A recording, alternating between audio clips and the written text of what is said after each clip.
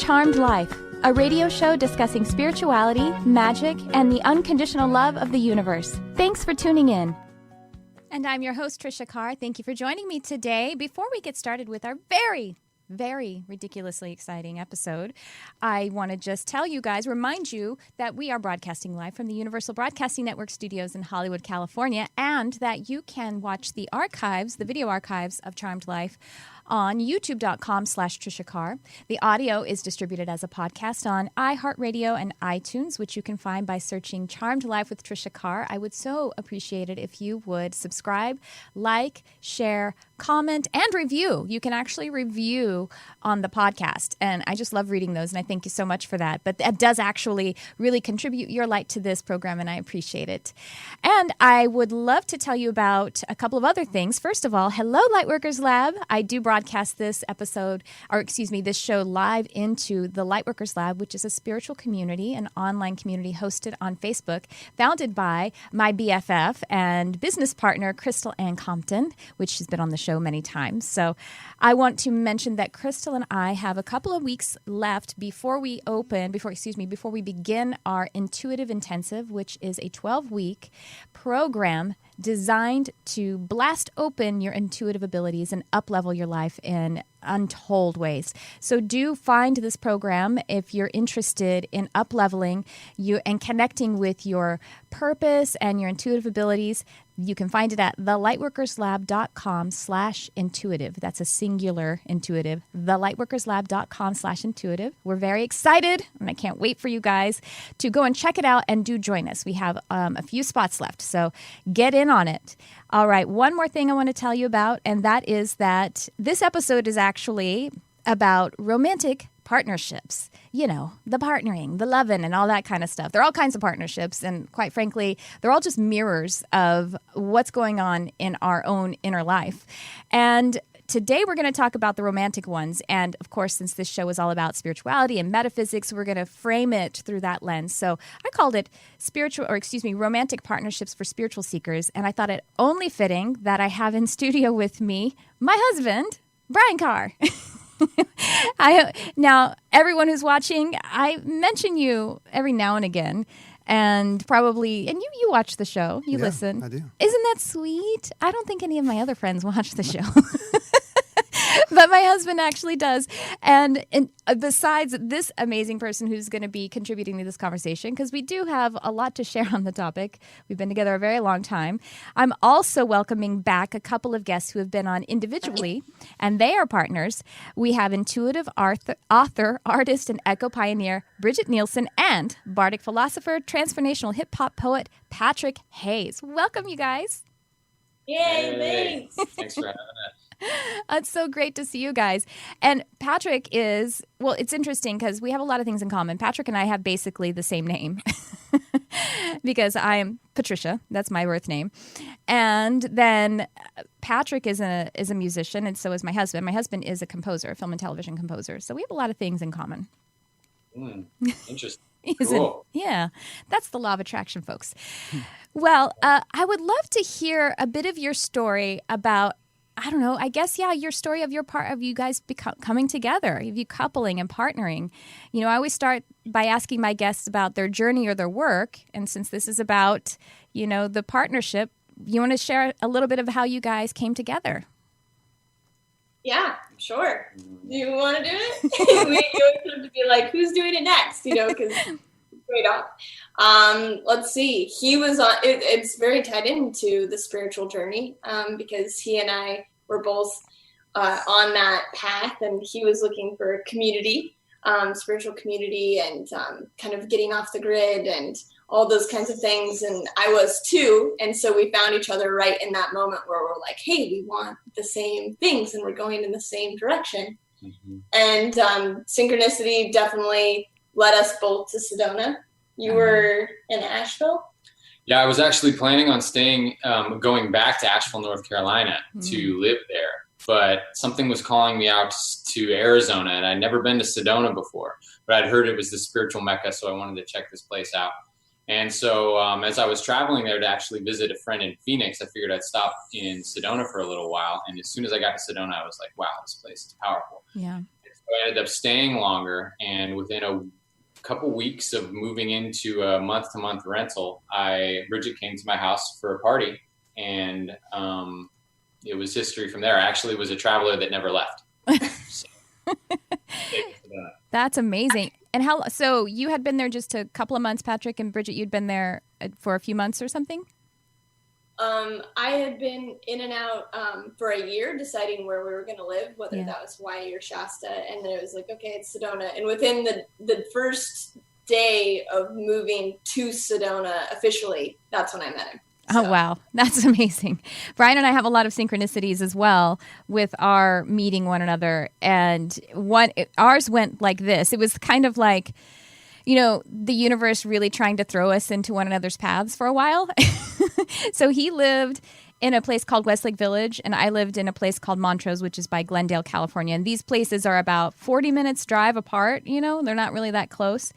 And I was managing a bar in my neighborhood, and Brian's best friend from college, actually, he grew up in where I was working and lived, which is also random because he didn't live there anymore, but his parents would be there. So they would go to my bar and they would meet there and they would hang out. But they only went on Friday nights, which was my only night off for like months, I think. Yeah, a whole summer. A whole summer. Yeah. It was weird.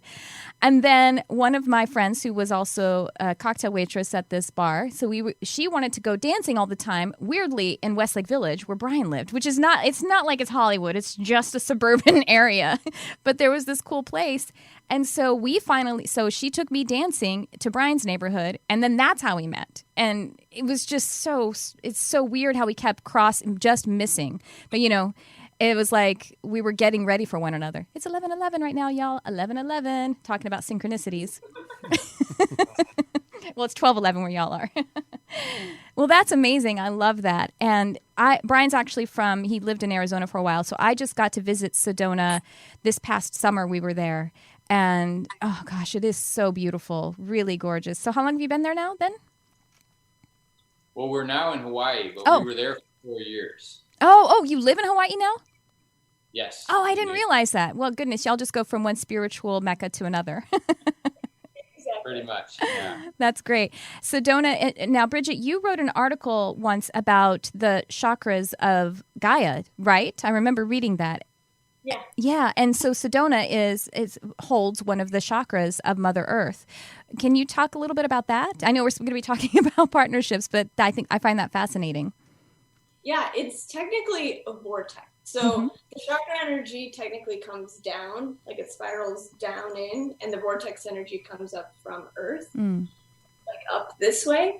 And so like here in Hawaii, it's like the energy rings down, which is the chakra energy, and this is connected to the heart chakra. Well, this island, all the islands are different. But then Sedona energy, for anyone that's there for any like moment in time, it's just like like this generator and pulsing of this yang vortex energy. It's real. It's intense, right?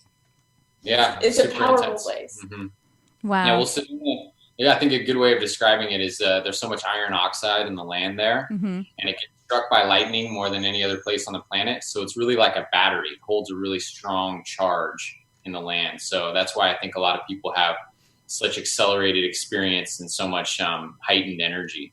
Right. Yeah, Brian likes that. He likes when there's some kind of physical explanation to it as well. I think it's just easier for me to relate to. Yeah. Yeah, when there's some kind. That's kind of the balance of our relationship. A lot of times she'll have a feeling or something, and I'll ask a question, and it will generate a response like you just gave. That balance. So we need that balance, right? Yeah. No, I love that. And I actually love that so much because I think that's one of the benefits of a partnership is helping one another to either ascend or ground is one way to look at it. How does that work for you guys? How do you balance one another? Well, it's like you were saying, it's a lot of it is, and it's also masculine and feminine energy, the two things we're just talking about right there, where naturally women seem to be, or the feminine energy is more intuitive and more emotional and more feeling, where the masculine is more linear and more mental and more rational. And so having both sides of that, and that does, masculine and feminine isn't limited obviously to male or female, right. But those are the energies you're playing with. And typically, the male will have more masculine energy and the female will have more feminine energy. So finding the balance between those two really brings more of a holistic experience. So you have sort of that, like what Brian and I have, Bridget being the airy fairy intuitive floating around. We definitely both have our moments. Yeah. Of either side, but in general, yeah, I would say that I'm like your husband in the sense that I sometimes ask more. Okay, well, how does this relate to logic and like some sort of grounded explanation that I could explain to just anybody, and that brings more of that out with her. But then what she brings out in me is sometimes getting out of my head and being able to just let go and free flow, and that's extremely valuable on both sides. Yeah, that's definitely I actually get really excited, Bridget. I don't know if you do. When I am trying to communicate a feeling, something that is so expanded, and Brian will ask me something like, "But what does that look like?" And I'm like, "Ooh, yeah, that's cool. I don't know." Totally. I'm like, how do I put that into words? How do I explain that? And he's like, I'm still not getting it on like that mental level, but he's very empathic, so he can tune in and like attune to the energy. Yes. But it's great. It's actually like really expanded me to be able to explain things. And I think people probably could see even from my videos from like before I met him to like now, there's a big difference because he's really expanded that part of me, which is part of relationship, right? Mm-hmm. Well, and it is part of relating because when Brian asks me, what does that look like? And he as well he's highly sensitive and he's very empathic. And so he can tune in and then he's always pulling it through and asking me, he sort of he does both. And I'm sure this is what Patrick does as well. He'll kind of be like engaging in the feeling, but also engaging in that other terrace of what does it look like and how can we make this linear? And that is a matter of relating to humans, on a broad scale, because not necessarily everybody is just like, oh, we don't need words, we just feel things, man, and the whole reason we feel so much is because we want to relate. So I mean that's what I think, at least. Jarvis is laughing. Jarvis, my producer, by the way. Hello, everyone. Everyone always wants to say hello to Jarvis. He's an empath as well, but he's a guy in a lot of typical ways as well. So he's getting a lot of this, I think. Yeah. That's great. And so that masculine and feminine energy, that is definitely the divine masculine, the divine feminine. That is, we have a mix of that no matter what our physical body may be expressing. And what are some other points that help us to have balanced and awakened relationships? You guys just did a really great video on your YouTube channels. And so I know you have a lot to say on this topic. Yeah, I think one of the big things is just starting in wholeness, because it's like we're two whole beings coming together, not two like half needing to be fixed or like there's something outside of us that then completes the other. I think that framework and coming from that perspective is a game changer, because if you're whole, then you're just expanding each other's holes. So I think that as first and foremost, because I think one of the egoic and also like programmed reasons for relationship is that fulfillment of that which we don't see in ourselves. And when we can see it as that which is reflected from outside that is within ourselves, it's much more empowering. And I think that actually like leads to true success in relationship rather than neediness. So I think that's a huge one. Brian and I were talking about that on the car ride over to the studio. I was saying that, it's very typical or it's common for people to be mirroring their relationship with their parents or a parent in their partnership. And we don't have that as much, but we both had these kind of benchmarks right before we came together where we set some boundaries or kind of completed some part of that relationship with the parent. And so it's, of course, the path is more like a spiral. So I'm not saying that I'm completely done with my parental relationships forever, but we tend to, what reflects in our relationship tends to be the mirror of the self-love rather than the mirror, me talking about my self-authority being placed with my parent or something. I actually tend to put that in work. Daddy is work to me. So that mirroring, and how does someone know how to achieve that, even if they're all, let's say you're in a relationship and you feel like, well, I'm not as whole. I've just started this I have this awakening experience. Many people who follow this show and follow your channels are sort of having this awakening or ascending experience. So what can someone do? And do they have to leave the relationship if it's not, sort of calibrated to that kind of growth? Or how does it work if they have to come to seek that wholeness while they're already in a relationship? What do you guys think about that? Well, I think it's as simple as if you're already in a relationship and you're having, an awakening, there will be a time where you're going to need to kind of take an inventory and honestly decide whether this relationship is going to give you the freedom to continue to expand or whether it isn't. And if it's not, then it is time to leave that relationship. But oftentimes there's a lot of room before, needing to leave a relationship. And if there's some foundational, key points that had already been built with a particular person, there's a lot of progress that can be made staying together. So it's like, as far as some of the key points, so it would be like, well, do you guys both have each other's best interest at heart, or is it like a selfish thing? Are you together for what you can get, or are you together for what you can share? And if you're together for what you can share and you're both supporting each other's evolution, you may be on different pages, but you don't always have to be on the same page as long as you're supporting each other. Mm-hmm. So, yeah. I like that. I like that too. And you guys came together when you were sort of on that path in that particular way. I mean, it's a process, but still, just for sake of argument, had your awakening. And well, Brian and I had been together. How long had we been together before I started to open up? I like to just call it a metaphysical opening because I had a spirituality. I had some dogma and social conditioning that was keeping me from connecting with it in a really full way for me. Does that make sense? So some people call that an awakening. And we've been together like 10 years or 12? Around there. Something like that. Yeah. Oh, maybe 11 years. And so we actually did have to weather something really crazy happening for me. I didn't believe that the consciousness even existed past the physical body. And the next thing I know, I'm talking to dead dogs and dead humans. So that was really radical for us. And we had to hold on. What was that like for you, honey?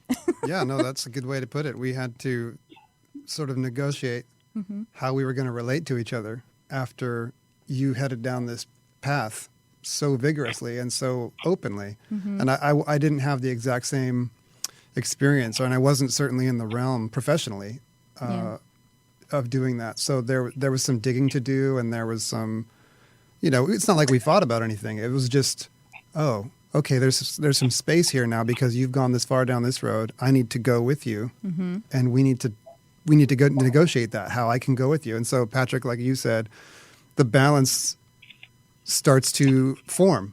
Once you start asking questions and you start being able to relate on those levels, it sort of levels itself like water, So after we were able to establish some of the ways we were going to relate, after you started having these experiences, it became really amazing. It became really fascinating to me, really. Yeah.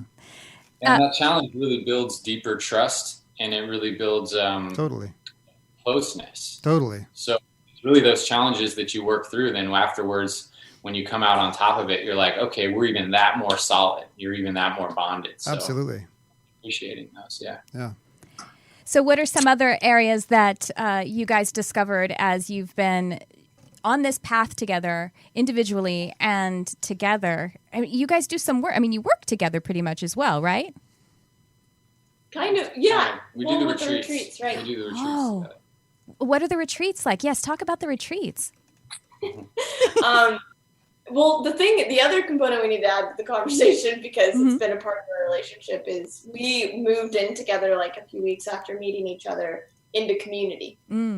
So we lived with one other to 4 or 5 other people at any given time. And so our relationship, like our sub-relationship, was part of another like community relationship, which was part of the individual relationship. So there was a lot of complexity. And I feel like that was like one of the bigger challenges actually, was like having all these different kinds of relationships and interpersonal dynamics and the challenges of that. But as far as working together in retreats, it's been really fun because we bring up, because it's very much, it needs to be very self-supportive, because you're working with a lot of different people in this like sacred site, doing these things like jumping in the ocean or walking up these red rocks. And it's like having each, like Patrick and then me and then Sandra and Kirk, the other ones that do it with us, be on the path and be like supporting people in their own individual ways. So it's really just like more people to assist the group and then give their individual gifts to the bigger retreat theme. So that's been really fun to do it that way. So that it's very supportive. It's not just like one person carrying it. It's like we're all, carrying it with each other, and it's very tribal in that way. Ooh, that's beautiful. And how often are your retreats? You do several a year? Yeah. I and then as a group, we, like, because I did some on too, but we did 7 last year, which I was like, that's crazy. And this year we have one coming up just in a few weeks here in Hawaii, and then we're going to be doing 2 to 3 this year. So really taking it, going back in, taking care of ourselves. That's amazing. And the next one you said, I'm sorry, I broke up a little bit, is in Hawaii. When is it? In 2 weeks, 3 weeks. Oh, great. Okay, so your registration is all set on that, huh? Yeah, it's sold out. So but it's going to be so exciting. That's great. So now a lot of people in the community of, spirituality and consciousness seeking, we hear a lot the term soulmate and twin flames. So if you guys address that, do you get asked that a lot, especially since, people know you as this wonderful couple? Do you get asked, are you soulmates or twin flames? Is that something you've addressed in your work? Well, that's definitely terminology that we hear, for sure. That's, big buzzwords in the spiritual or conscious community, whatever you want to say. And there's a lot of different interpretations of it. So it's one of those slippery words, but I guess relationships just as slippery too. What does it actually mean, right? And I think that some of what, of how I can interpret it in, the best universal sense that I can, is that, a soulmate or a twin flame has this connotation that they're 2 aspects of the same thing, right? So it's like 2 aspects of the same consciousness or the same soul. So your soulmates or your twin flames, you're part of, the same flame. And the truth that I really resonate with in that is that we are all one consciousness, but it's beyond just one individual person. So we're one with all consciousness in the entire universe. Though there may be specific expressions of that one consciousness that in this lifetime we decide to spend more time around or play very important key roles with. And so I think this is the term that, twin flame or soulmate is really speaking about. It's speaking about those people that are really important in your life that you connect with, that in many ways give you that reflection of seeing yourself as part of something bigger, part of a bigger form of consciousness, so that you can then act more as like a collective consciousness that's expressed maybe as 2 people instead of just one. But this kind of relationship can happen with anyone. A perfect example of that is people in a band playing music together, where they're all playing as one consciousness. And they're intuitively being able to anticipate what the next person's going to do and how the flow of the music is flowing. And they create very beautiful things because of that, because they've really kind of merged as one. So a twin flame is 2 people that have really kind of merged as one, and then they're accelerating and accentuating each other's expression through that harmony. That's beautiful. And I get asked it every now and again. I get asked it actually fairly frequently. It seems to come in waves. And usually the first thing I start with is because someone will ask me like, I have a twin flame and it's so painful. I'm like, then drop, if it's painful, drop that language. a tool is only supposed to be helpful. A tool isn't supposed to make things difficult. You wouldn't be continuing to hammer a nail into a wall if the hammer was like shredding your hand. You'd be like, well, then that hammer's not helping me enough. It's counterproductive. And I think that's a good point. Yeah. That to not get trapped in the name of, oh, this is my twin flame, therefore we're basically stuck together forever, and I need to make this work with this person because there's no other person. Yeah, the whole predestination idea is really what we're calling into, and it's either you believe in free will or you don't believe in free will. That's how I see it. Right. Free will. You have free will, and there's no choice about that. It's funny. I was really mulling over free will in my mind the other day. I think my guides were talking to me about it. And literally, like, you can believe in free will or not believe in free will, but there's not really gray area. And because you can think, it's all singularity. So this is all God. Therefore, there is only one will. So yeah, you can see it that way, but at the same time, that's not helpful all the time to think of it that way, because then you're going to be paralyzed in making any choices, because then you see what I mean? It just depends on the perspective, whether you're contracted or expanded in what you're looking at. Mm-hmm. Yeah, the free will is a paradox. It's one of those things where it's like, one way of looking at it is that there is this ultimate divine will, and your free will is the choice to align with who you truly are or to resist who you truly are. So you have the free will of resisting. But then ultimately underneath, you are what you are. So is there really freedom there? Right. I mean, so I don't know. It's one of those paradoxes that we must embrace. Absolutely. All right. So back to relationships. I love going on tangents, and you guys are so fun to go on tangents with. And even though I'm saying, okay, back to relationships, I really want to talk to Bridget about the conference in Spain. I watched the video because Bridget's work, she works with disclosure and hybrid children and ETs and all of that kind of stuff. And even though we want to talk, let's talk about that if we can. I'd love to talk about that video, and I encourage folks to go to Bridget's YouTube channel and find that talk. It was really great, Bridget. Thank you. Thanks. Would you tell folks, I forget the title of it, tell folks the title of your talk, and what was the conference again in Spain? Yeah, so the conference was the Ufology World Congress, and they're doing another one this year. And it was half Spanish and English, which was the coolest part to me. It was the coolest part because it brought together those two worlds of consciousness. Like, I didn't even know that there was like millions and millions and millions of Hispanic people having these awakenings the way that they are. I assumed, but it was so cool to be connected with all of these major players in consciousness in the Hispanic world and just merging those two cultures. So that, first and foremost, was just awesome. Bridging those.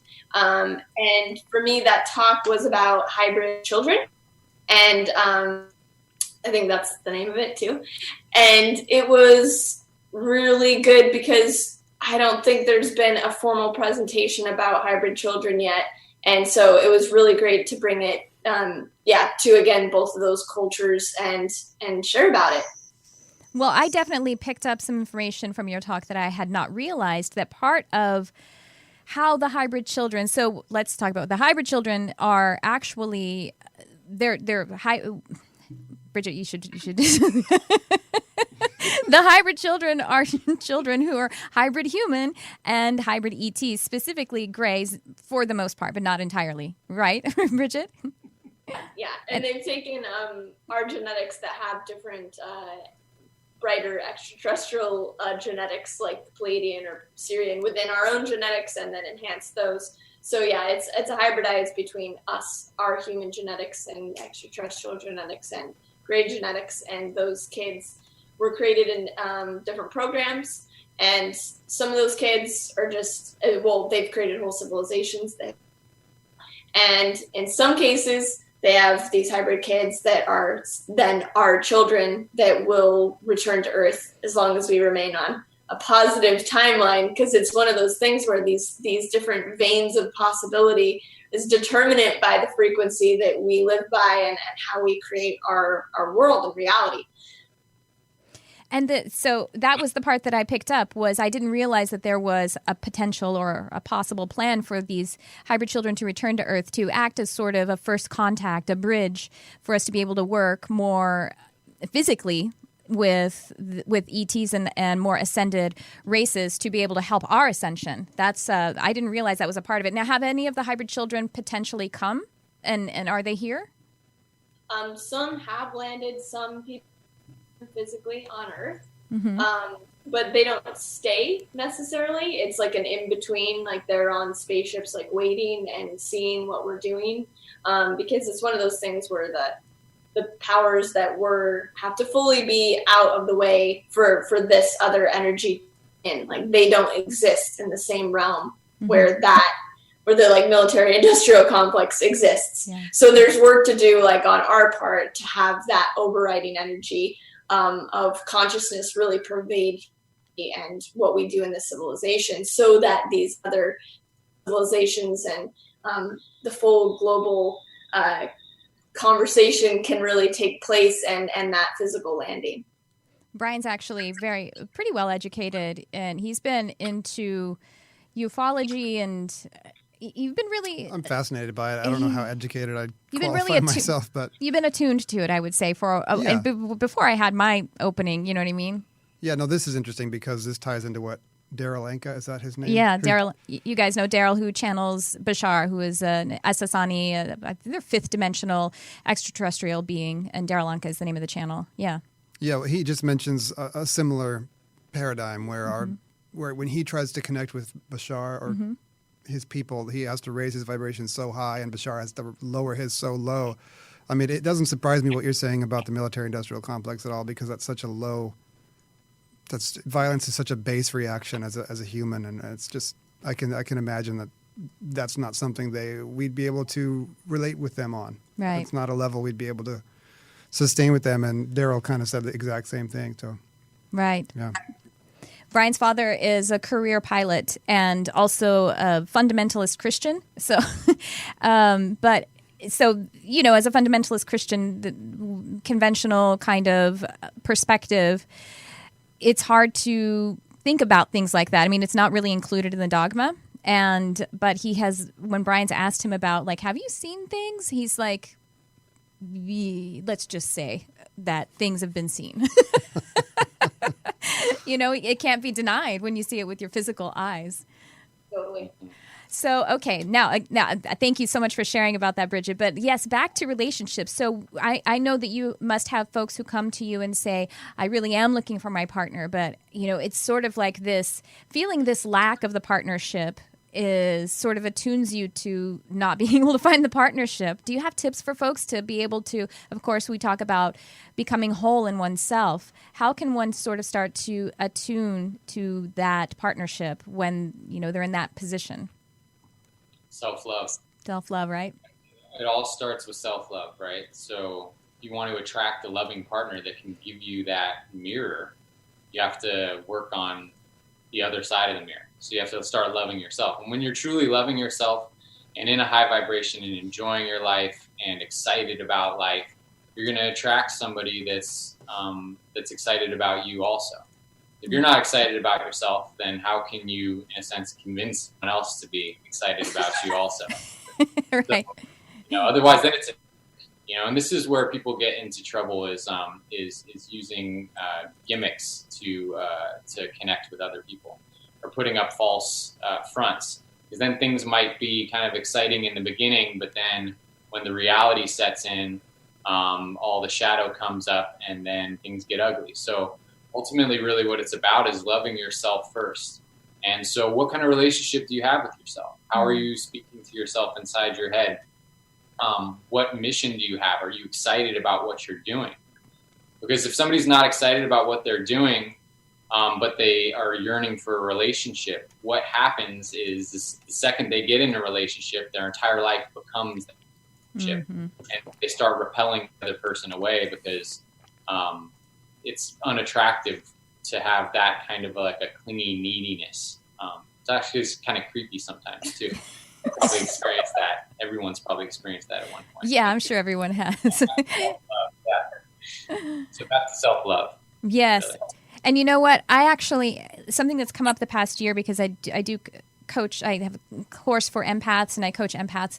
And a lot of people who are highly empathic tend to unconsciously for a long time do a lot of the emotional work for people in their lives. And I had a client recently, and with her partner, she was really needing him to kind of step up. She couldn't, and asking him, like, how do you feel, or what do you want? And he was like, I don't know. And I was like, yeah, he doesn't know, because you're doing his feeling for him. Quite frankly, you need to give him the space, and you pull back a little bit, literally pull back some of your energy, and that's what an empath does, is reaches out into other people's field and energy bodies and is attempting to heal them. But if you pull that back, then there's going to be a void that he's going to be asked to fill.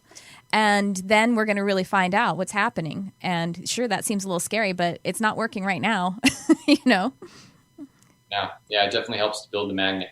Another thing, we were having dinner with our friend Dr. Joe, and he mentioned after watching our last video that we should bring this other key point in, which is very valid. And this is the idea that love is not something that is reserved just for another person. Love is actually a vibration. It's a sense of it's a way of being. And so this idea of falling in love with another person creates a kind of like a love object outside of you, in which it from a limited perspective, you then only give yourself permission to feel love when this other love object is in your presence.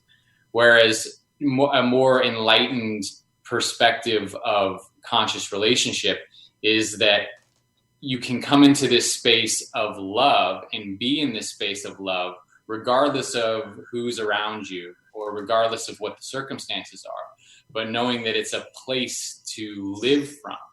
And ideally, in a conscious relationship, what you find is someone else that has learned how to live in that space also, so that you can both live in a space of love and share that with each other, but that it's not limited to the identity of that love object or another person in which you project your love onto. That's so true. And speaking of projecting, that is something that very sensitive people have to manage as well, is learning when something that they're actually projecting from their own place. I mean, sensitive people are, I picked up someone else's feelings, and it's not that that's untrue. It's just that sometimes you're also projecting from an unhealed space of your own and objectifying someone else, and objectifying, which the reason the inner being is doing that is so that you can look at it. But, a conversation can be a healthy way to look at it rather than actually putting it upon someone. And it all really is, since we all are energy, and, the law of attraction, or however you want to phrase it, but since we're energy, the way that we actually attract or create love in our life is to be love, like you say, then the universe is that literal. So if romance is something that you desire and you want to manifest, then self-romance would be the way to begin to vibrate to that. And that's something actually I get the guidance when I'm doing intuitive readings with people sometimes, when they need to be developing their self-love. You can actually do some self-romance, almost rituals, whether it's buying yourself flowers or taking a salt bath or anything like that. Really taking time, and if you want to externalize it, that can actually help to bring it to your attention even more strongly. Self-romance, but self-love, self-care, respecting yourself. You guys talked about that. Patrick, you were talking about how you respect yourself, and you mentioned it here today about if you have self-script that is condemning and it's rude, then there's no way to really attract a partner that wouldn't also be mirroring that. Definitely. And essentially you end up convincing whoever you're around to that you are what you think you are. So you can put on whatever front that you want to put on, and it might work for a while, but when you start getting intimate with somebody, how you think of yourself is ultimately the frequency you're putting out. And that's ultimately, in other words, nobody thinks more about themselves than the individual. Like, no one thinks more about you than you. Right. So you're more invested in your own identity than anyone else is. So if you have an identity that is limiting or negative about yourself, then eventually whoever you're around, given enough time, they're going to feel what you think about yourself, and then they're going to start seeing you that way, because that's what you're putting off. So if you're talking negatively about yourself and thinking negatively about yourself, You may attract somebody that sees you through rose-colored glasses in the beginning, but eventually you're going to convince them that you are what you feel you are. And then they're going to treat you that way. So you have to love yourself and truly come into that self-respect place if you want to create that as a mirror in your relationship. How can someone begin to increase their self-love? Many different ways. Like you gave some good examples right away, you know, going and doing loving things for yourself. Positive affirmations is a good way to increase self-love. Conscious living. So just on a day-to-day basis, starting to be aware of how you communicate with yourself and what kind of feelings and judgments you have about yourself.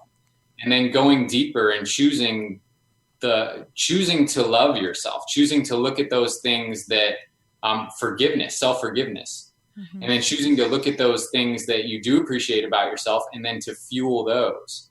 So really simply is just consciously being there with yourself and giving yourself positive feedback and being aware of what you're saying inside your own head. So if you just spent 10 minutes in the morning and 10 minutes at night and go over kind of the thoughts that you've had during the day and how you're communicating with yourself, and then make the attempt to communicate with yourself more kindly and treat yourself kind of maybe how you would treat like a little child that you wanted to build confidence or build self-love in. So looking at yourself as a friend and trying to treat yourself how you would treat, you know, somebody that's a friend of yours. But, you know, creating that kind of relationship, looking at yourself as a relationship and not just kind of like this like thought box that runs around and doesn't pay attention, but like really what's going on with me? You know, how am I treating myself?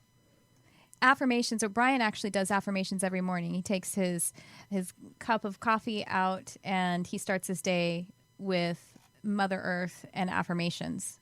It's true. Yeah. Every morning. Sometimes at night too. Yeah. And, you know, actually, I remember, Patrick, you did a video sometime last year and you talked about high vibrational questions. And you know what I'm talking about? Why don't you explain that? Because I found that to be, it's a kind of affirmation, but it's really powerful. Right. So what kind of questions are you asking yourself? Because the subconscious mind has the tendency to continue trying to answer whatever question you're asking internally. So it's really important for you, and it'll answer it in many different ways through showing you different experiences or just tuning you into different nuances or aspects of your reality that then kind of answer that question for you. So what's really important is being aware of what questions you're actually asking yourself. For example, if you're asking yourself the question of, why can I never find a lover? Your subconscious mind says, here's why. Mind is like, well, this is why you can't find a lover. And it starts giving you all these examples for why you can't find that. So it's being aware of what kind of questions you're truly asking and fine tuning those questions. So it could be like, why would a lover love to be with me? Why would someone else love to be with me? And see, a question like that moves into self-love. You start asking, why would someone love to be with me? And then the next time you're having a really funny thought, you're like, yeah, because I'm funny. Or next time you're like, come up with a really interesting idea, you're like, oh, because I bring really interesting ideas through. So the types of questions we ask has a large effect on what we perceive in our reality and what we're tuned into. That's really great. It seems like a nuance to shift from why can't I find a lover to why would a lover love me? That is, it seems really subtle, and you're not having to start from this place of I'm wonderful and I fully accept everything about me. You're not faking something, you know. You're actually just shifting it enough so that the subconscious mind / the field, because your subconscious mind is literal and it is your personal representation of the field, will just answer it literally. It doesn't say, are you sure you want to ask that question? Are you sure you don't want to? So that subtle shift that's what you begin to, those are the answers that begin to come up for you. And that's wonderful. It is a different kind of affirmation. Patrick, you could write a whole program on that. He's really good at that. He's good at all that stuff. Yeah, he's good at things. Yeah, he's really good at that. There's something too on the empathic level, because you've been talking about like your empathic clients. I like the idea of taking space to get to know yourself, because I think that we haven't even taken the time and space to find out like who we are. And especially say if we're living in cities and we're empathic and we're just like job, social media, like there's not been a time where you can like back up and then there's not any stimulus to then realize who you are and then realize and get clarity on your future, like visioning of like who you want to be and like what you're interested in and what your energy is and what your boundaries are, and to clarify that so that when you're in relationship, you know what that is, even though you're meshed with someone else's energy, you have that anchored in. So for me, that's really helpful. And that's one of the reasons why I go into nature a lot, or like we'll go live in a place in the middle of nowhere or those kinds of things, and just being silent or taking that time and space to go, okay, who am I? What is my energy? And what am I going towards? So that can then flow with the other person. Yes, nature and animals, they are a great way to build self-love because, you know, when you're holding your cat, like I have 1,000 cats, and it's not 1,000 yet. But with your animal, like your domestic, your family member, and they are just pouring love into you, they mean it, and they really, really understand you, and they get who you are, and in spite of the fact that they can feel your own self-judgment, they love you that much, and that unconditionally. And nature as well, when you're out and you feel the breeze, that breeze is there for you. The breeze is actually reaching out to you. It isn't that you happen to just be in nature. You are a part of nature. The breeze and the trees and the flowers that are beckoning you, it's real. That's real stuff. And that's how loved you are. That's how much love, how you are love. You actually are that. I live in the middle of a city, but I try not to leave the house very much, and I just kind of bury myself in cats. Really helps. That's good. I like that. That's why we keep collecting them, and birds. I suppose. The city Snow White. What's that? Sorry? The Snow White of Los Angeles. Ace Ventura. Yeah, exactly. Well, I am, I'm an animal communicator, so that's a big part of my work. Yeah. We have just a few minutes left, so would you guys like to share some of the work or some of the work that you're doing, how people can get in touch with you, or any final thoughts on relationships?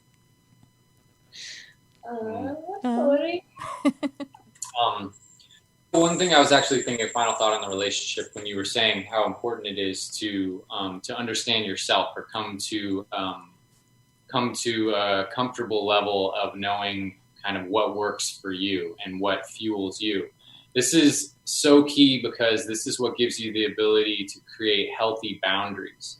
Mm-hmm. Because if you don't know where you are, a relationship can, pull you off your feet and then just whip you around. And this is kind of how people move into relationships, where 3 years down the line, they're like, how did this happen? How has my life turned into this? How have I gone so off track and gotten into this, really spiral of unconsciousness? And that really comes back to not knowing self, and then therefore not being able to set the healthy boundaries, because boundary setting is extremely important. Mm-hmm. That's my last thought on the relationships thing. You want to share a little bit about how for people to contact you and find your work? Yeah. Let's see. BridgetNielsen.com. It's right there on the screen. YouTube is my primary. Instagram. And let's see what's coming up. Oh, I have a hybrid online course that's going right now.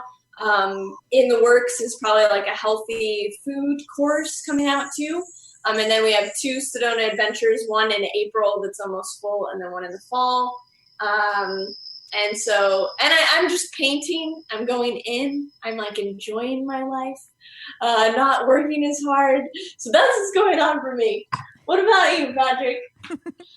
So, I have some more music coming. I've released an album with a group called Golden Triangle. It's me and Tom Lab. You can find that through my website. I have a Bandcamp there. And I have more songs that I'm going to be releasing, more music videos awesome music videos within the next few weeks. And so I have a lot of that coming. PatrickHaize.com is my website. Patrick Haize Live is my YouTube channel, so you can find me on both of those platforms.